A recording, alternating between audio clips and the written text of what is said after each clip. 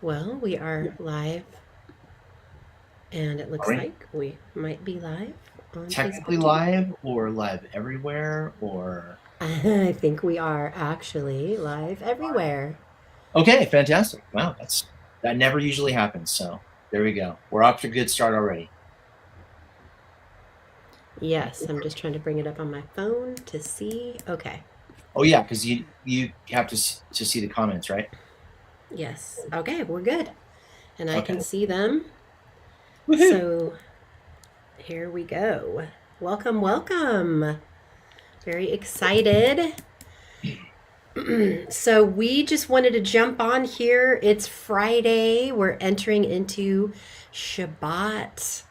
It's starting to Yes. get not really dark yet, but No, no, no. we thought that every other Friday night is going to be when we are going to go live with some kind of teaching. It's Um, pre-Shabbat. There we go. Pre-Shabbat. Pre-Shabbat. It's welcoming in the Shabbat.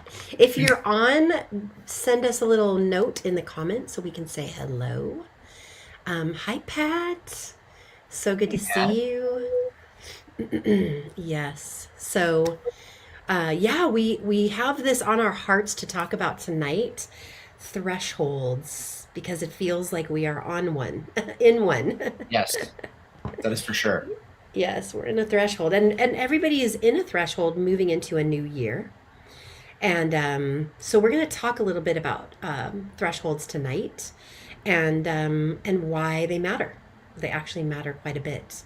So we will jump right in. It's great to see you guys jumping on. So, okay, yeah, we are literally standing in a threshold right now of entering into a brand new year. Even on the other calendar, the what is the calendar called that we follow? Gregorian calendar. The Gregorian calendar as we enter into 2026, and we already have.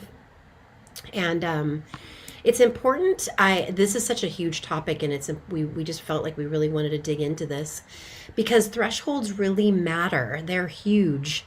They're ushering in a new season of life, a whole new level. Sometimes when we level up, right, when we go into something new. So, a threshold is not where you've been, and it's not yet where you're going. It's a place of decision. It's a place of surrender and trust. So think about that. That's an amazing place. So Jana is here. Miriam is here. Oh, it's so good to see you Wow. guys. I can't see anybody, so I have to rely on you to like welcome. So Yes. my end, I don't. Yeah. I can only, it's weird. We can only see it on my phone. So, but that's what a threshold is. So it's standing on a threshold. It's important. And what we're going to do is we're going to look today, starting in the book of Revelation in chapter 3. And in this chapter, Jesus is speaking through John, right? And he introduces himself in a very specific way. He says, "These are the words of him who is holy and true, who holds the key of David." And here's the key of David: what he opens, no one can shut, and what he shuts, no one can open. So this tells us something very essential right from the start. Seasons don't just shift because time passes. And it's like that transitions don't just happen because we decide we're ready. How many of you have ever been put in a transition not ready? Yeah, that's most of the time, right? These things happen and we can't stop the clock, we can't stop time, but we are moving into transitions when God decides. It's God's timing, wouldn't you say? What do you say, Dan? Um, well, I think probably I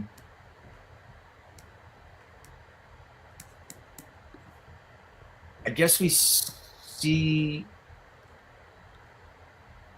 this kind of like in Acts chapter 2. Um, Yeah. Are we are you okay, I'm sorry. I see where we're at. Um, okay. yeah, so I think basically we're around the idea of transitions.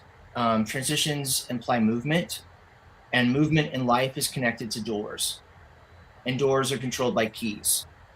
And those keys are not in our hands, but there are and they are his hands, in his hands. And so in that sense, transitions are not kind of a series of unrelated or random events. They're actually governed in the spiritual realm. And if Jesus is the only one who holds the key, and it is true, that means that every legitimate opening and closing in our lives flows through him. And so this is why in Matthew, Jesus talks to the disciples and he says, I have given you the keys of the kingdom, because it would have been impossible for them to fulfill their calling without access. Just like, how do you open up a locked door without the key, right? So if you think about for a moment who these men actually were, what they did for a living, right? They're fishermen, they're tax collectors. These are ordinary men. And all of a sudden, they are, in the modern vernacular, influencers. Yeah, right? exactly. They're suddenly standing before rulers. They're somehow leading thousands. They're actually stewarding a movement that's going to quite literally change history. And so this is a kind of transition that does not happen through self-improvement or like manifesting something or any other reason than because keys were given, period. Yeah, very true. I like the modern vernacular. And we see this in Acts, like you were mentioning, especially in chapter 2. And it's so important to this scripture, this whole passage, because after the Holy Spirit comes, after the fire, they don't just speak in other tongues, they were given capacity. So, in that, what does that word mean to you when you're given capacity? The capacity to experience something, to handle something, right? They gained understanding, they gained wisdom, they gained authority, they gained an ability to carry what God had entrusted to them. And keys unlock revelation and they expand capacity. It's very, very powerful to think about. So they were given the mind and the strength, and that's what we get to experience. When God is fulfilling something in you, when He is calling you into a new thing, He is giving you the mind and the strength for what you're being called into next. And if you look at the Bible, I think this is so interesting to see that every major transition in our lives, it requires an encounter with God, not our own effort. Now we'll move into transitions because, it is kind of like rites of passage. Like time goes, you get older, your kids move off to college, or like there are transitions that happen, but there's a lot of times what I'm talking about is these transitions that we're facing where God is calling us into a season, into a calling, those kinds of things. And it's very interesting to think that in the Bible we see a lot of people that have these encounters with a spirit, with God's spirit, with an angel, right? So think about these very, very major threshold moments. Mary had an encounter with an angel right before she was going to become pregnant with Jesus. So did Joseph. Joseph had to have somebody talk to him because he was like, what the heck, So he had an encounter. Jacob had an encounter with an angel or with God. We're not really sure, but he wrestled with him and broke his hip. And that whole wrestling after a lifetime of trying to receive his inheritance and his blessing and his birthright, right? And it was that encounter when that happened, and his name was changed from Jacob to Israel. Like massive things happen. Saul had an encounter before everything in his life would change. Everything that he thought that he stood for, what his purpose was, so much so that his name changed as well. So there's a lot of these things when we look at those in the Bible, we see a lot of people that had these encounters when they were facing big transitions.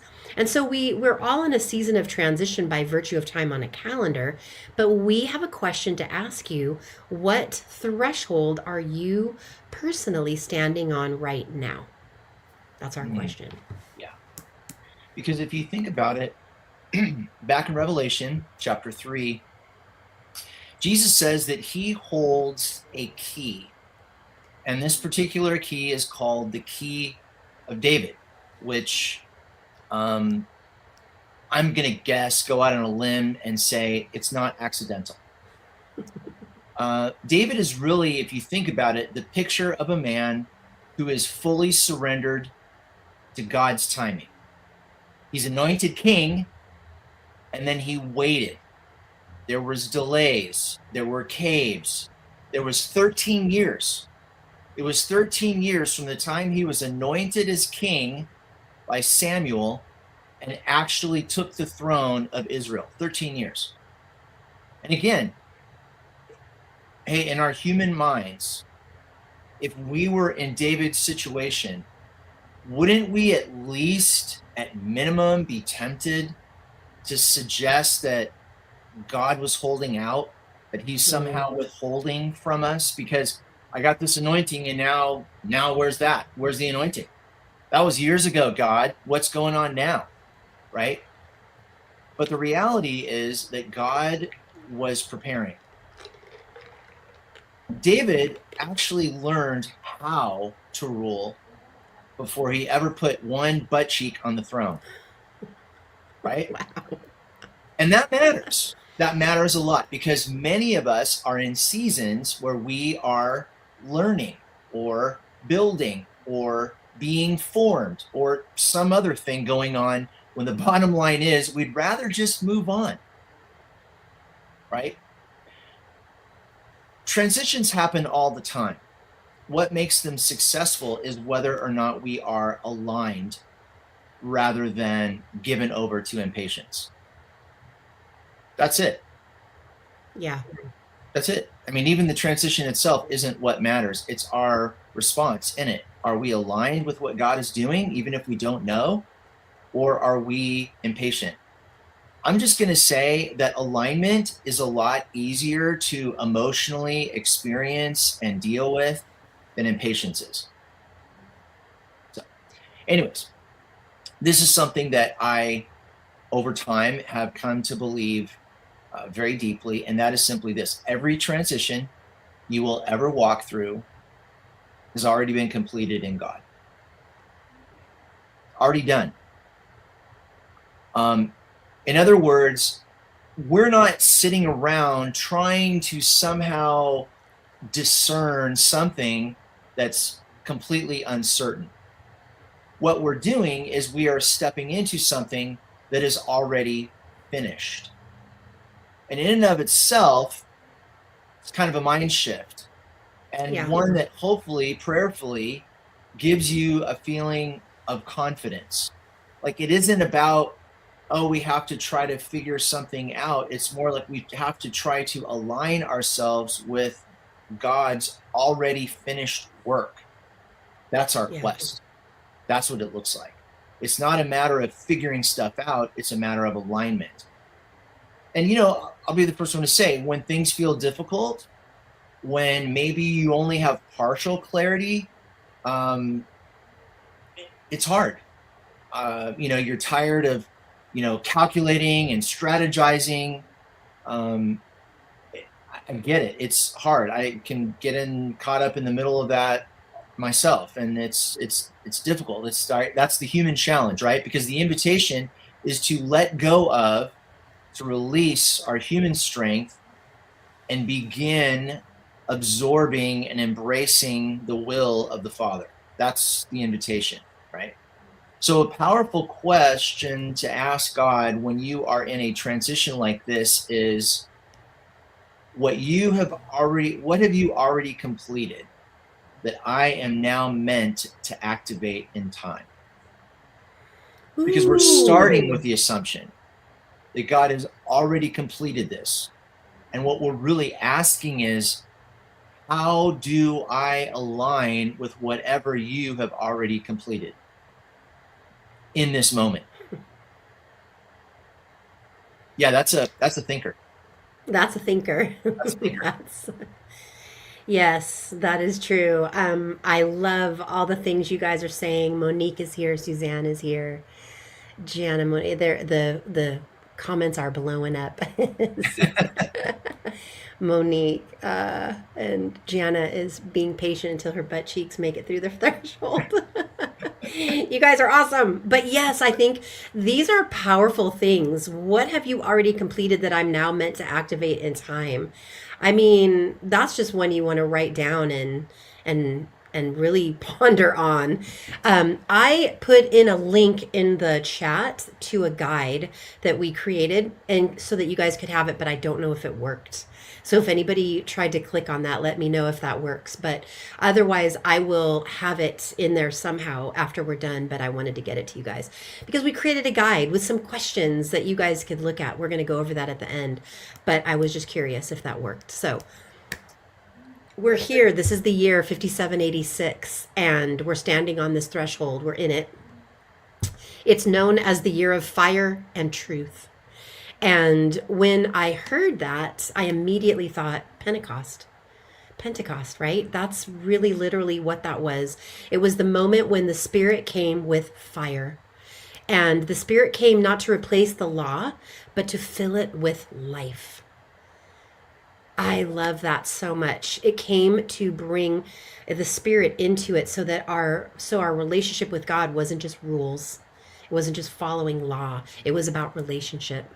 And it was having the Spirit inside. So everything Jesus accomplished, the cross, the resurrection, it was now going to be lived out through his people. And this moment truly is only second to the cross, right? That's how I see it. And it's the same power that we live with today, which means that we do not face transitions alone. So we just want to act like piggyback that on what Dan was saying, right? God's already done it. He's already gone before you. It's already finished. And now we can stand in that confidence that we face transitions empowered. So I wanted to share with you guys a little kind of a thing that happened to me a couple months ago. I was preparing to have a birthday, and it was a big birthday. I was turning 60. This was back in October, and the months leading up to my birthday, I wasn't excited about my birthday at all. I didn't even want to talk about it. I really didn't. And I remember having a day. I was meditating. I was kind of having some quiet time with God, and I asked God to take me back to any places that hadn't been fully healed. It was kind of like a moment of, and it was really remarkable how quickly in my mind I went to, all of a sudden my eyes were closed and I saw Jesus, and we were standing together in my bedroom when I was in 5th grade. And my bedroom had just burned down, and it truly had, like, that happened. And I was standing in my room, and in my vision, Jesus was standing next to me, and I was crying. And he took my hand, and we walked straight through the burned out wall, because you could literally walk through the wall to the front yard. And everything that was mine, my bed, my clothes, all my stuffed animals, everything was in this like charred heap on the lawn. And it smelled so bad. Like, even to this day, when I smell that smell of a fire, it's not the same as a campfire. It's a very different smell. And everything in my little world was gone, like in a very kind of intense way. And in this vision that I had, Jesus said to me, "Nothing is ever truly lost." And I realized something, that God was taking me back to maybe my first threshold moment. Because after that, everything changed. Everything changed after that fire. Up until then, I shared a room with my sister. We had little twin beds and we slept in that same room. And after that, my sister, when we rebuilt, we got our own rooms. We had a playroom that had all of our toys and stuff in it. So she got that room as her room. And even though it was exciting, it was also sad. There was no more talking until we fell asleep. It was weird, and it was a sign that we were moving into a new season. We were growing up. We no longer had this room filled with toys and games. That was a mess most of the time, but we each had our own room, and it was kind of like growing up. And it's funny because I thought of this when I was studying out this year, because I thought, wow, my first threshold moment happened through fire, literally, and it marked a transition. And even though I did not have anywhere near the language for it at the time. I had no idea, other than I was just so sad. But standing there in that meditation with God, he was kind of pointing out, you're standing on another threshold now. You're entering into your sixth decade. And interestingly, in that memory, I was in fifth grade going into sixth grade. So it was even the same numbers. 5 and 6 were leaving 5785. We're entering into 5786. And there's something very meaningful about the number 6, right? There's something meaningful about all the numbers. I love how God does that. But there's really so much. It's spiritually, 6 is connected to balance, to harmony, and to home. It's connected to nurturing relationships. And it's really about aligning what we're building in the world to what's happening in our inner life. We want to live in alignment. We want to live where we are integrated, so that we're not like being one way in our world and a different way in our inner life, right? We want to have that true, what's that word I'm trying to think of, where we're not trying to live as something else, pretending to be something else, but we're in alignment. And it was funny because God said to me in that vision, this is a decade of flow with me. And it was not about striving, not about surviving, not about wandering, lost, but it's about flourishing. It's about leaving the wilderness and learning how to live from provision instead of pressure, and literally leaving a poverty mindset. And I remember saying, oh, I fully receive that. I am in full agreement with that. And I even remember I kind of laughingly told Jesus, okay, you don't have to burn my house down this time. I totally get it. I'm with you. I want to get it. And the amazing part is I don't feel like I'm just repenting from a poverty mindset, or that it's something that God is truly healing. I feel like God is burning it down. Like he's like, no, you're not moving forward with this anymore. Like you can't even move forward. I have where I want to take you, and you're not going to be limited by this anymore, because we're going. I love you, Monique. Shut the fridge. Yes. So God was burning it down. So I never go back, because God is not harsh, but he's kind. And in his kindness, he will sometimes give us, input, visions, consequences, right? All these things to help us, guide us into the right way as we're moving over a threshold, because they don't just invite us forward. When you step through a threshold, you don't want to go back. You don't want to retreat. And so maybe that's where some of you are, standing on a threshold, maybe one that you didn't choose. But you can be sure of this. We're here to tell you this. God is redeeming where you are, where you're headed. He's always about that. And remember the thing that he said to me, which I've actually said a few times this week: with God, nothing is truly lost. So where something had to end, something stronger is beginning. And it's an invitation into trusting him.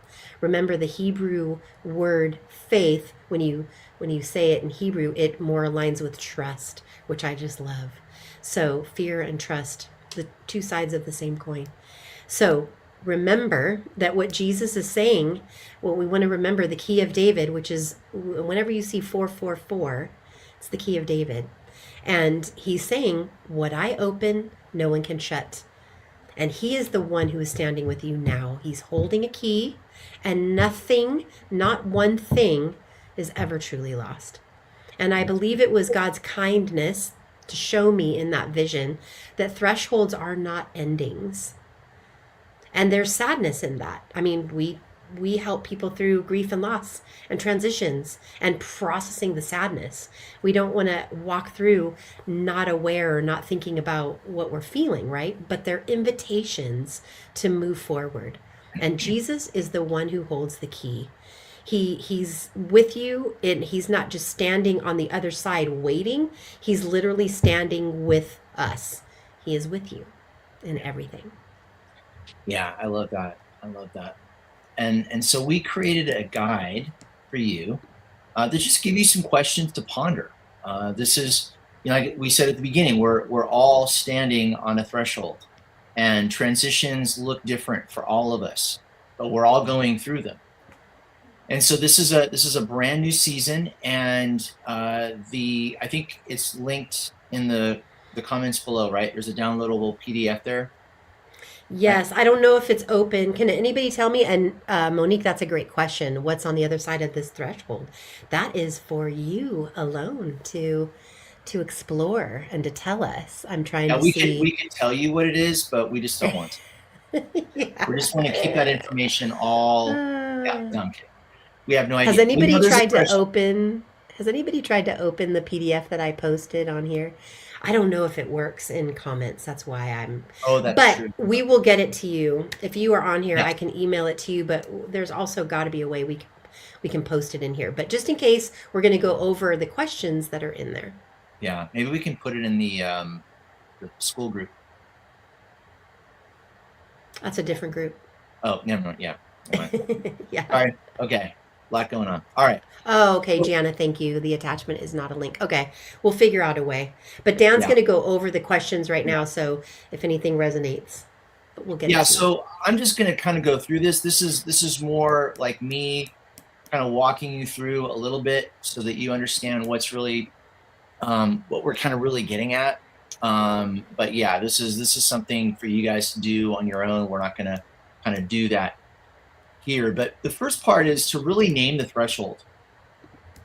Until we name stuff, we can't do anything about it, right? Like going to the doctor, we can't just go and say, I think something's wrong. We have to like name it, like my arm hurts, or whatever. I mean, we have to name it. So just think about, where do you sense that you might be standing on a threshold right now? Maybe it's a season that feels like it's closing. Maybe a new responsibility is opening up. Maybe God is telling you more about your identity. Maybe you're being invited into something. Maybe there's just something stirring inside you that you don't yet have the language for. So just this idea of naming the threshold and asking the question, where do you sense you might be standing on a threshold right now? The second one is about open and closed doors. Open and closed doors. So looking back, can you name a door that God closed that later proved to be either protection or preparation? Because one of the things that the answer to this question will do for you is it will help you reframe a loss. And when we say reframe, we're not saying pretend like it didn't happen, or pretend like it didn't hurt, or pretend like it wasn't difficult. We're simply saying reframing it, like, looking at it through a different lens, not pretending like it never happened. This also helps you maybe see God's kindness in hindsight. I mean, things I can share from personal experience. There are things that in the moment seemed like God was ripping out my heart, and then find out later on, and sometimes years later on, wow, was God being merciful? Wow, was that kind, right? And again, it's sometimes we need, if we can extend God the benefit of the doubt and give him time to reveal what he's actually up to, he will reveal it. I don't mean like in every little finite detail, but he will, so that for example, for in my life, I could see, oh, actually that was God being kind. That wasn't God being cruel. Right. And what ends up happening is this becomes currency for going forward, because now you have built trust for the transition. So now, like, for example, what's really cool, I'm dealing with something kind of tough right now, but Yeah. thank goodness my starting point is God loves me and God wants the best for me. I don't know how that's showing up right now. Okay, I don't, but there's been enough trust built up out of lived experience that at least is my starting point. So now I'm trying to figure out how God is showing up in this. Where is God in this? Because I already trust that he wants what's best for me, right? So that's kind of what we mean in this section. Number 3 deals with strength versus willingness, right? Remember Jesus saying you have little strength, right? And so it's just thinking about, where do you feel low on strength right now, but still willing? And this is a really powerful question because it normalizes weakness, right? We're not making excuses for it. We're just saying that, you know what, as human beings, we have flaws.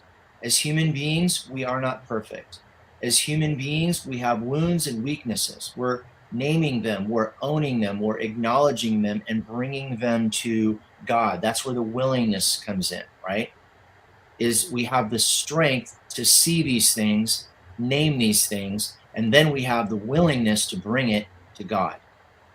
And this is also powerful because it separates readiness from confidence, right?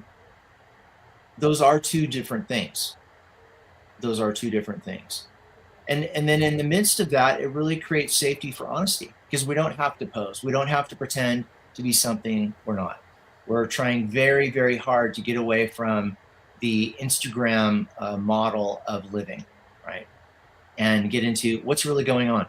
What's really happening? What does life Right. really look like in this moment, right? Number 4 deals with the first threshold. You know, Vicky shared her story of the fire and her bedroom and all that happened in 5th grade. If you look back, what was one of the earliest transitions that shaped who you are today? Because that's how we learn, right? Lived experience is how we learn and how we respond, until we let God in there to do some healing, right? But otherwise, that's how life goes. Now, there's an optional bonus question if you want to go there. And that is, what did that particular season, that earlier season of transition, what did that season teach you about God or about survival? See, we want to get out of the Sunday school, we know the correct answer already mode, and really get into what's really going on mode, because that's where God lives. One of my favorite quotes that I've recently come across from M. Scott Peck is, mental health depends upon our willingness to face reality at all costs. And mental illness is the result of our unwillingness to face reality at all costs. Wow. So these are powerful things. There's healing. I don't know what is on the other side of your threshold exactly, but I can tell you there's healing there. Totally. I can tell you there's healing. Number 5, what is being burned down? Gently, right? Yes.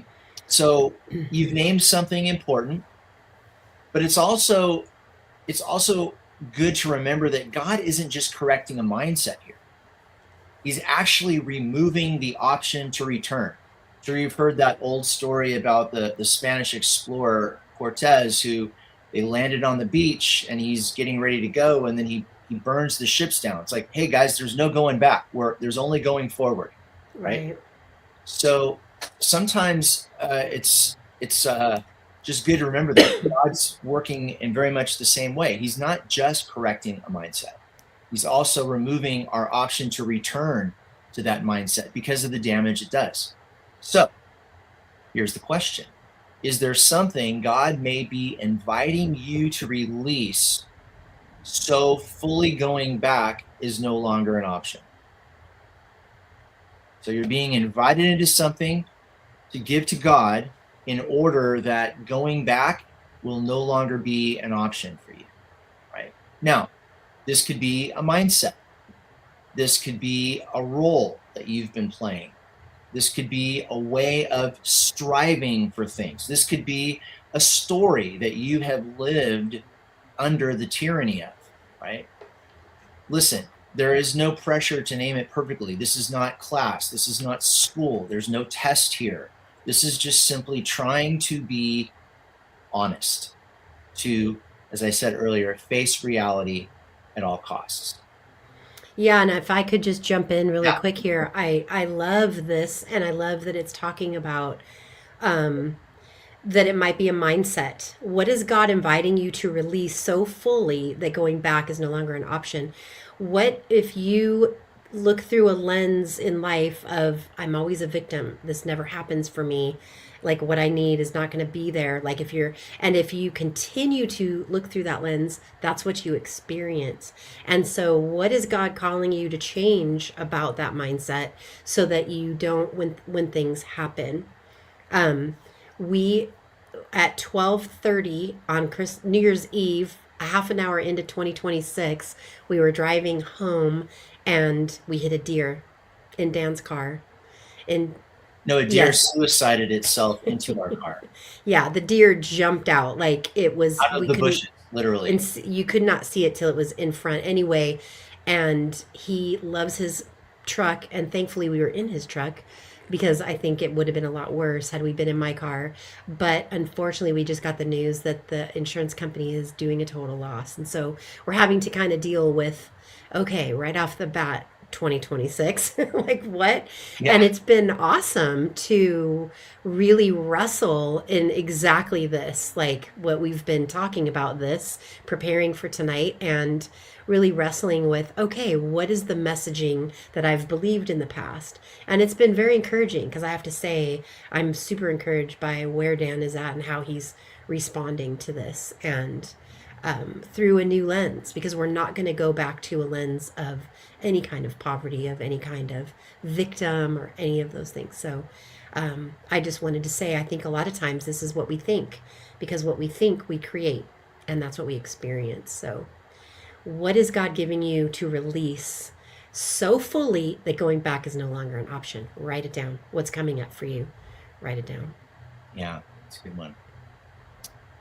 Number 6, finished in God and activated in time. Right? And so the question that we pose there is, how does it change the way you view your current transition to believe that it's already completed in God? Right? So we're identifying the transition that we're currently in. And if you view that transition as one that's already been completed in God, then how does it change the way that you view it? How do you see the current transition differently because of that fact? That's a big one. Yeah, kind of a thinker too. Yeah. Like Um, if you think about this situation, how do you view this if it's already been completed in God? yeah, like in other words, um, there is still a little challenge, because it's what comes up is, I wonder if God's best will agree with my desire in the situation. Right. Right? Like, just to be totally honest, that's the, you know, but here's the thing. And this is, I'm so grateful to God for this, but I have had enough lived experience with him that even if it goes against what I want or how I would like it to see, because I know it's already completed in God and it's already been completed for what's best, there's definitely a peace that comes from that. There's definitely a peace that comes from that, no doubt. And I'm very grateful for that. So it's sort of like it's not easy, but it doesn't suck like it used to. Progress. You know? But that's okay, because this is the messy work of growth. This is Yeah. the messy work of transitioning from one thing to the next. It doesn't just, life is not a sitcom where everything is neatly resolved in 23 minutes. It's not even Nope. a to be continued episode. It's an Nope. ongoing process. So, as long as you trust the one that's, driving the car, you're good. That doesn't matter where you go. Right. All right. Number 7, Fire and Truth, 5726. 86. Sorry, that's All right. right. 86. 57, Got it. Wow, 86. that was a long time ago. Yeah. 5726. That was many years ago. Really go back, dig into the past, guys. No. No, 5786. What would a year or even a season of fire and truth look like in your life? Ooh. So a way to think about this is maybe where is God already bringing clarity? Or maybe where would you like him to bring clarity? Mm. Think about where is he bringing warmth or passion or refining, right? Fire and truth. What would that look like in your life? A year of it or a season of it? Right? Just sort of mull on that. And our closing reflection, optional, if you're ready to like take the red pill here, if Jesus were standing with you at the door right now, he's on the other side of the threshold, what do you think he'd be inviting you to trust him with? That's not a thing to just answer right away unless the Spirit immediately prompts you with the answer. That's one to really, I encourage you, engage with God in prayer over that question. Absolutely. And we'll get you guys this guide. We will email it and also figure out a way to post it once this is over, once the live is over. But we want to invite you to take some time with this. Take some time over the weekend, maybe tomorrow in your quiet time as you're celebrating Shabbat, getting Shabbatical. It's so powerful when we're intentional about making the most out of these new beginnings. And if you want to, if any of you that are on here aren't part of our Inspired Life membership, most of you are, I'm actually, but if you're not and you want to, if you join us this week, it'll be just in time because next week on Thursday night, we are having the coaching call of all coaching calls. It's going to be. Wow, way to oversell it, honey. Jeez. I know. I know. So next Thursday night, we're doing what we used to do as on a Saturday at the beginning of the year. We're doing it on our Thursday night call. So it's going to be a 3-hour call, not a 2-hour call because we need more time. And we have a guide that we're going to work through. We're going to make sure that you guys have at least the PDF if you haven't already ordered your guide from Amazon. We're going to have that, but it's called Before the Breakthrough. And it's also the reflecting and realigning for the year ahead. So if you want to learn more, if you're not a member, you can go to inspiredlifemovement.com and you'll see everything that we're doing, our community and everything. And that includes, we meet twice a month for coaching calls every other Thursday night. And next week is our big call. And I'm so excited about it. It's going to be really great. We're going to talk about, among other things, one of my favorite parts is talking about your word for the year, what it came to mean to you, and we get to share what our new word is. So if you haven't landed on a word, be thinking about that. Oh, thank you, Monique. She is so on it. She just put the link in there for that. So cool. Yeah. And so the new word for your new year. I think I've landed. I'm still kind of vacillating between two, but I'm looking so forward to next Thursday night. So check that out. I'm going to make sure that we post the PDF for the questions that Dan went over tonight. These are just there to spark thoughts for you guys. Thoughts and something, prayers. To just go into with God, think about as you're standing on a transition and really thinking about whatever you're stepping into, God's already finished it. And we just get to align. We get to go in the flow of Him. And I love that. So We love you guys. We went a little bit longer than we usually do, but it's been such a good call. Thank you for everybody being here. Thank you for all of your comments and all your interactions. And I know Monique put that link. We're going to get you guys the file, and we love you guys. Have a beautiful Oh, and yeah. blessed night. Shalom. Shabbat shalom, everyone.